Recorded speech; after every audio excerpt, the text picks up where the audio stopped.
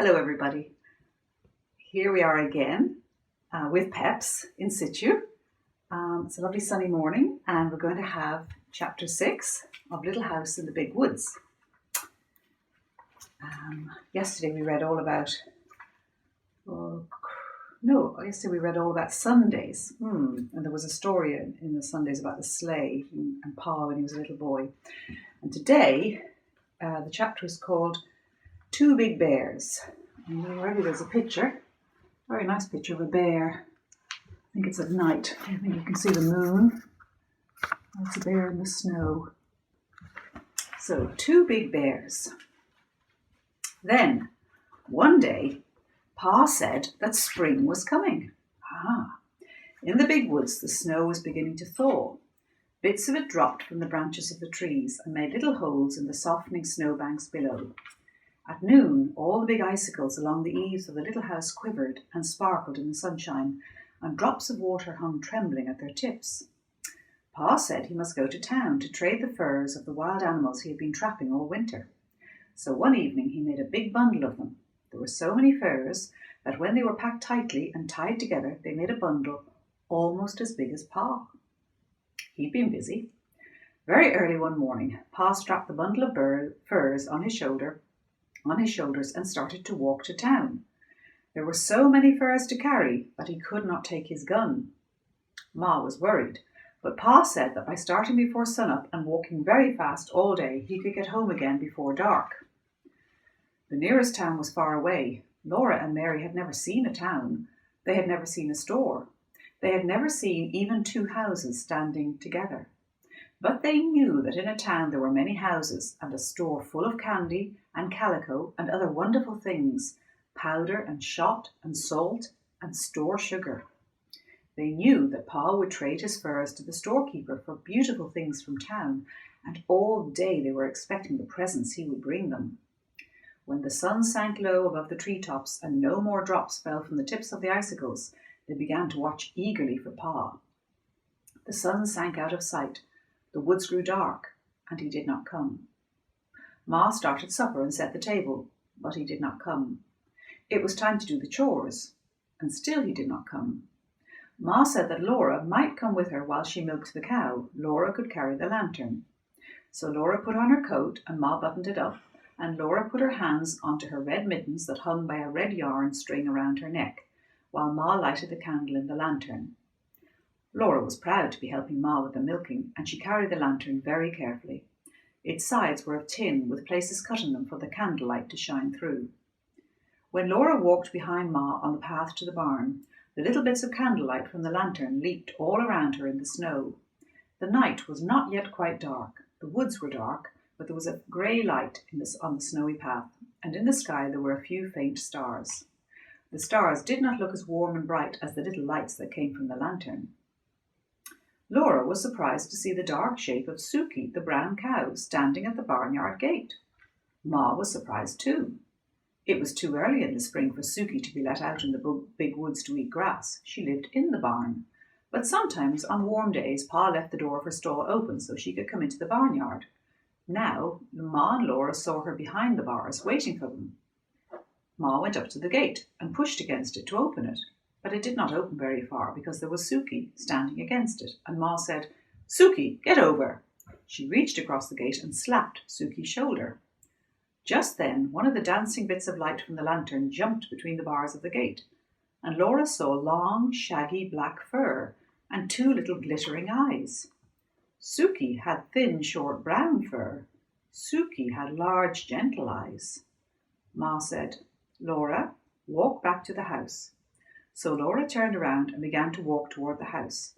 Ma came behind her.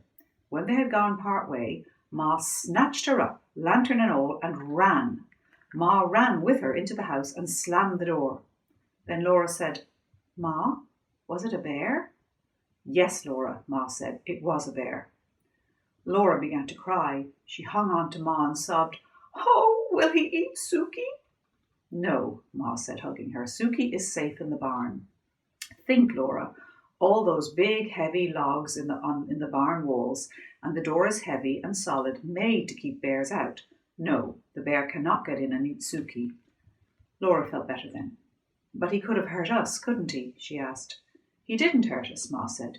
You were a good girl, Laura, to do exactly as I told you, and to do it quickly, without asking why. Ma was trembling, and she began to laugh a little. To think, she said, I've slapped a bear. And here's a picture of Ma and the bear and Laura holding the lantern. And there's Ma slapping the bear on the shoulder, thinking it was the cow, Suki, wanting her to move so she could get the barn gate open. Whoa, that was a very docile bear. Then she put supper on the table for Laura and Mary. Pa had not come yet. He didn't come. Laura and Mary were undressed, and they said their prayers and snuggled into the trundle bed. Ma sat by the lamp, mending one of Pa's shirts.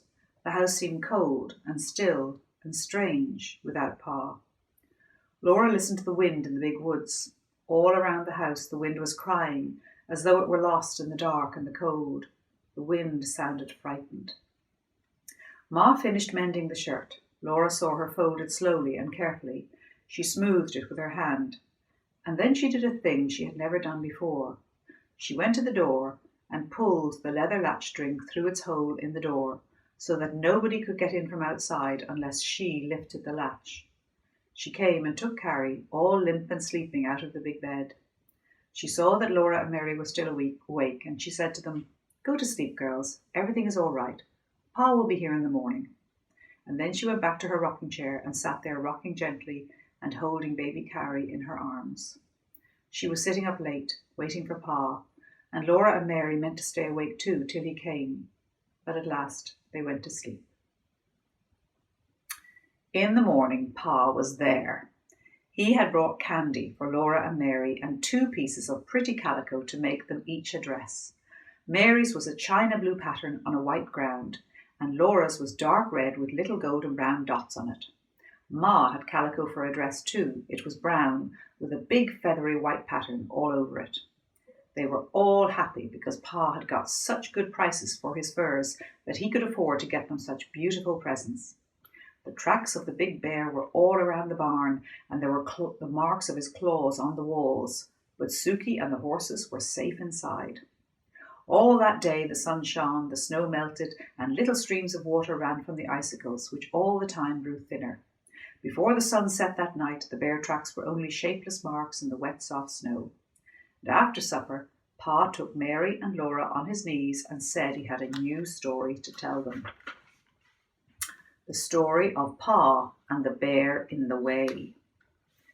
When I went to town yesterday with the furs, I found it pretty hard walking in the soft snow. It took me a long time to get to town, and other men with furs had come in earlier to do their trading. The storekeeper was busy, and I had to wait until he could look at my furs.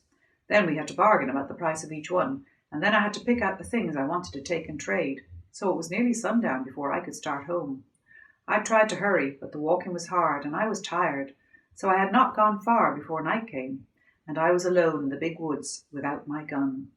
There were still 6 miles to walk, and I came along as fast as I could. The night grew darker and darker, and I wished for my gun, because I knew that some of the bears had come out of their winter dens. I had seen their tracks when I went to town in the morning.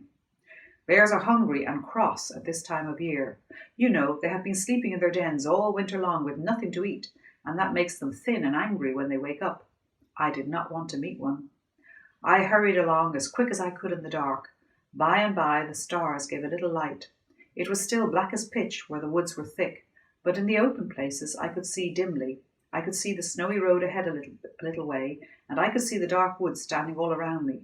I was glad when I came into an open place where the stars gave me this faint light. All the time I was watching, as well as I could, for bears. I was listening for the sounds they make when they go carelessly through the bushes. And then I came again into an open place, and there, right in the middle of my road, I saw a big black bear. He was standing on his hind legs looking at me. I could see his eyes shine. I could see his pig snout. I could even see one of his claws in the starlight. My scalp prickled and my hair stood straight up. I stopped in my tracks and stood still. The bear did not move. There he stood, looking at me. I knew it would do no good to try to go around him. He would follow me into the dark woods where he could see better than I could. I did not want to fight a winter-starved bear in the dark. Oh, how I wished for my gun. I had to pass that bear to get home. I thought that if I could scare him, he might get out of the road and let me go by. So I took a deep breath, and suddenly I shouted with all my might and ran at him, waving my arms. He didn't move. I did not run very far toward him, I tell you. I stopped and looked at him, and he stood looking at me. And then I shouted again. There he stood. I kept on shouting and waving my arms, but he did not budge. Well, it would do me no good to run away. There were other bears in the wood. I might meet one any time. I might as well deal with this one as with another. Besides, I was coming home to Ma and you girls. I would never get here if I ran away from everything in the woods that scared me. So at last I looked around and I got a good big club, a solid heavy branch that had been broken from a tree by the weight of snow in the winter. I lifted it up in my hands and I ran straight at that bear. I swung my club as hard as I could and brought it down, bang, on his head. And there he stood, for he was nothing but a big black burned stump. I had passed it on my way to town that morning. It wasn't a bear at all. I only thought it was a bear because I had been thinking all the time about bears and being afraid I'd meet one. It really wasn't a bear at all, Mary asked. No, Mary, it wasn't a bear at all. There I have been yelling and dancing and waving my arms all by myself in the big woods, trying to scare a stump. And here's a picture, which is you can see how he would have mistaken that stump for a bear. It does look quite like a bear. And imagine in the dark, a bit like the screech owl. Do you remember when Grandpa was scared by the screech owl? In the dark, things seem different. Things always seem different in the light of day. Better, usually. Laura said ours was really a bear, but we were not scared because we thought it was Suki. Pa did not say anything, but he hugged her tighter. Ooh, that bear might have eaten Ma and me all up, Laura said, snuggling closer to him. But Ma walked right up to him and slapped him, and he didn't do anything at all. Why didn't he do anything? I guess he was too surprised to do anything, Laura, Pa said. I guess he was afraid when the lantern shone in his eyes, and when Ma walked up to him and slapped him, he knew she wasn't afraid. Well, you were brave too, Laura said. Even if it was only a stump, you thought it was a bear. You'd have hit him on the head with a club if he had been a bear, wouldn't you, Pa? Yes, said Pa, I would. You see, I had to. And then Ma said it was bedtime. She helped Laura and Mary undress and button up their red flannel nightgowns. They knelt down by the trundle bed and said their prayers. Now I lay me down to sleep. I pray the Lord my soul to keep. If I should die before I wake, I pray the Lord my soul to take. Ma kissed them both and tucked the covers in around them.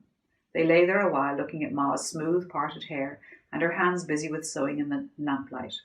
Her needle made little clicking sounds against her thimble, and then the thread went softly swish through the pretty calico that Pa had traded furs for.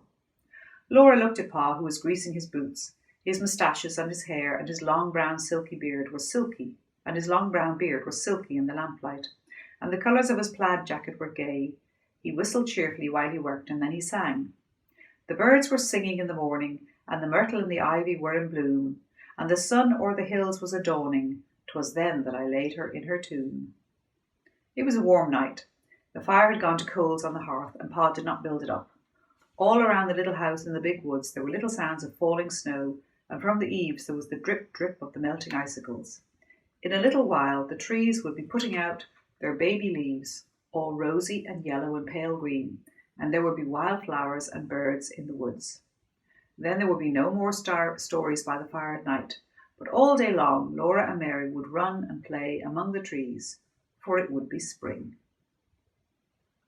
I remember that chapter from the first time I read it when I was a little girl, and the bit that stayed with me has always stayed with me when Ma said to Laura, "Go back to the house, Laura," and how she praised Laura for doing exactly as she told her without asking questions, because if Laura had asked questions, that would have given the bear time to think and react and maybe eat them both.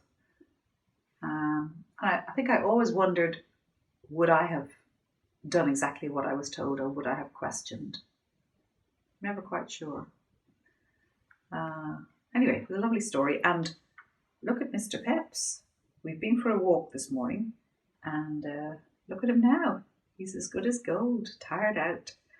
Yeah, we've had a good play with his red ball, and we've been for a nice walk, and he's had a few dogs bark at him, and he's walked by with a very superior expression and not even acknowledged their existence, which is quite funny. Sometimes he barks back, but today he just walked on by. Anyway, I hope you have a good day or a good evening whenever you're watching this. Thanks for tuning in.